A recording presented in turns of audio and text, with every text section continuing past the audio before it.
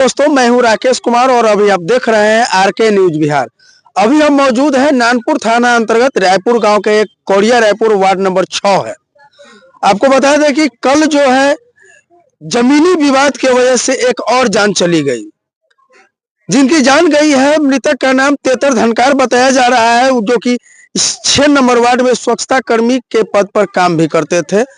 Door to door जाकर के कचरा लाते थे और जो उससे जो जहाँ पे जमा करना होता वहां करते थे। इनका किसी से किसी तरह का कोई विवाद नहीं था, भले ही और सुलझे हुए व्यक्ति थे, लेकिन एक जमीन का टुकड़ा जो इनके जान से ज्यादा कीमती हो गया। आइए जानते हैं, उनके मृतक के पुत्र हैं, तेतर धनकार के पुत्र हैं, उनसे हम जानते हैं कि क्या उस जमीन का कीमत आपके पिता के जान से ज्यादा हो गया। नहीं, जमीन से तो ज्यादा हमारा पिताजी का कीमत था ना, बहुत कीमत है। छोटा सा जमीन की वजह से आपके पिताजी की जान ले ली गई। जी, हत्या कर दिया गया मेरा पिता। कैसे क्या हुआ था? मैं तो सर यहाँ नहीं थे जी, मेरा छोटा भाई थे यहाँ और एक भाभी थी जी, और पिताजी थे। तो पिताजी काम कर रहे थे, तो नवल चौधरी जो है पिताजी को बुला कर लेके गया। तो पिताजी जा नहीं रहा था, तो पिताजी बोला कि आप 2-3 दिन के बाद फैसला कर लीजिए, फिर बाद में अपना कर लीजिएगा। तो वो सब नवल चौधरी जो बात नहीं माना, तो पिताजी को क्या किया, बलजोरी कॉलर पकड़ के उसको खींच के पीछे बाड़ी में अपना ले गया और बाड़ी में ले जाके उसको, जो नवल चौधरी का जो पत्नी था, उसको पिताजी को गले में गमछा फंसाकर और उसे कंठ पकड़ के और उसको उसका लड़का जो है पेट में चाकू मार दिया गया। मतलब 3 से 4 लोग इन्वॉल्व थे। 4 लोग थे, उसका नवल चौधरी का लड़की भी थी। अच्छा, तो नवल चौधरी का लड़की थी, वो ईंटा से पापा को कपार पे मारा था। आपके फैमिली मेंबर में कौन कौन थे घर पे? एक भाभी थी, एक छोटा भाई था और एक बस पिताजी था, छोटा बच्चा सब था। अब तो घटना घट चुकी है, प्रशासन की तरफ से क्या कुछ प्रशासन से यही कह रहा है कि सर, जो व्यक्ति का मौत हुआ है, हमारे पिताजी है, वो इंसाफ चाहिए सर। और सरकार से यही गुजारिश करेंगे कि हमारी सरकार जो है, हम सब छोटे जात है, हड़चन है, सरकार हमें हेल्प करे और वैसे आदमी को ये दुनिया से खत्म करे।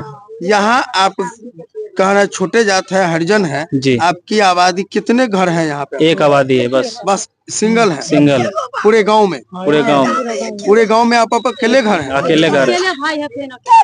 अब आप समझ सकते हैं कि एक घर ही मात्र इनकी जनसंख्या है और क्या इनको यहाँ इस गांव में जमीन खरीदने का हक नहीं है?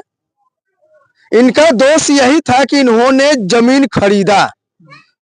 जो जमीन खरीदे वो जमीन कोई और खरीदना चाह रहा था और ये जब खरीद लिए उस जमीन को, तो वो उनको नागवार गुजरा। ये पसंद नहीं था कि आप जमीन खरीदे।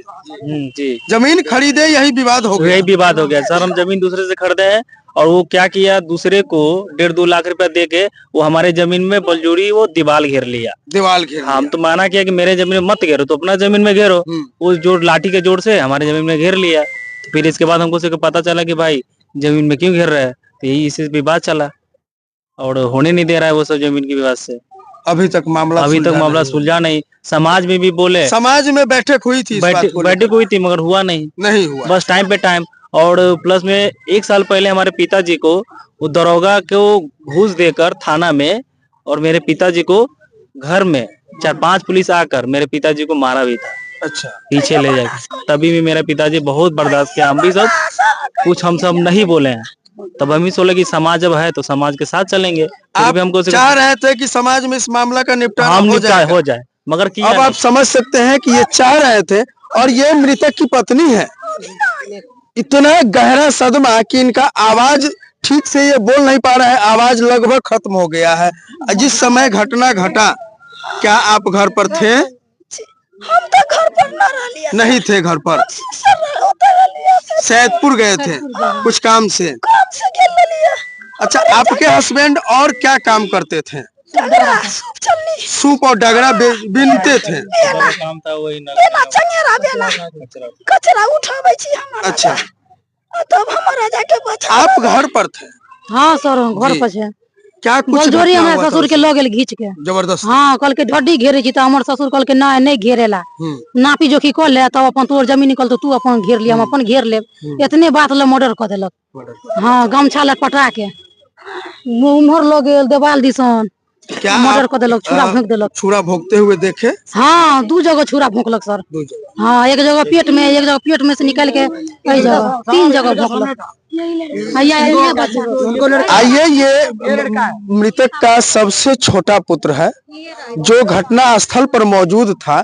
क्या कुछ हुआ था बउआ? घबराना नहीं है, ठीक है, घबराना नहीं है, डरना भी नहीं है। जो घटना हुआ था आप देखे थे, वो बोलिए जी, क्या हुआ था? पापा यहाँ पे काम कर रहा था जी और नहीं ठीक है, बोलिए आप। और वो नवला और उसका बेटा आया और बुला के ले गया, फुसला के वहाँ पे आगे आगे रुक गया था तो और खींच के ले गया कॉलर पकड़ के और वहाँ पे गया। आये को बात पूछा से हम डाटी घेर रहे हैं, तो ये बोल रहा था कि से ना भी होगा उसके बाद घेर लीजिएगा, आपका होगा तो आप ले लीजिएगा, हमको होगा तो हमको दे दीजिएगा, तो इसलिए पापा को मारा। अब ये बच्चा गमछा में उसका थी, नवला गमछा पकड़ के आती फंसा के मार दिया। अच्छा, और उसका बेटा आधी छुरी भोंक दिया। अच्छा चलिए, इनका अच्छा तुम्हारे पास भी मारने के लिए दौड़ा? जी, तब छिप गए, अच्छा, पापा को बचाने लगे। तो समझ सकते हैं ये बच्चा है, वो बच्चा है जो उस समय, जिस समय घटना घटा, अपने पिता के साथ में था और इसने साफ साफ कहा कि यहाँ जहाँ पे हम लोग खड़े हैं, इस जगह पे काम कर रहा था, यहाँ से खींच करके ले गया और वहाँ कहा कि टट्टी यानी बांस का टट्टी वगैरह घेर रहा था।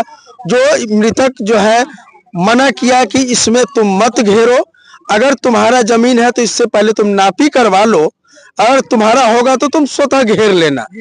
इतना कहना जो है अगला को बर्दाश्त नहीं होता है और गमछा फंसा करके पहले उसको बेहोशी की हालत में करके उसके बाद कुछ लोग गमछा खींचते हैं और कुछ लोग उनको चाकू से लगातार वार करते हैं। उसका बेटा मरा है, नवल चौधरी के बेटा, और उसका बेटी पति ईटा से फेंका है कपार में। कपार पे जी, आधो का ईटा से। तो आप लोग इस घटना के बारे में क्या सोचते हैं? स्थानीय प्रशासन हालांकि पूरे सक्रिय रूप से काम कर रही है, स्थानीय प्रशासन पूरे जांच में लगी हुई है कि किसी तरह से जो है जो व्यक्ति को जो है किसी तरह से हिरासत में लिया जाए। अभी भी ये परिवार जो है सहमा हुआ है, डरा हुआ है और परिवार के एक भी व्यक्ति का आवाज ठीक से निकल नहीं पाता है। और क्यों न हो, इस परिवार का ये छोटा लड़का है, ये लड़की है और भी कई छोटे छोटे बच्चे हैं। अब आप समझ सकते हैं, देखिए कि ये छोटी छोटी बच्ची है, कौन क्या होगा इस सब बच्चों का पालनहार, ये तो आने वाला समय बताएगा। और ये अब जो है किसके सहारे पर रहेगा, ये भी समय बताएगा कि इस सब का भरण पोषण कैसे होगा। लेकिन अब जो है इस परिवार के ऊपर रोजी रोटी का भी संकट आ पड़ा है, क्योंकि ये डगरा और सूप बीन करके और स्वच्छता कर्मी को मात्र 1500 रुपया वेतन होता है। वो 1500 रुपया का काम करके परिवार को जीवन यापन करवाते थे, लेकिन वो भी यहाँ के लोगों को अच्छा नहीं लगा और उनकी जान ले ली।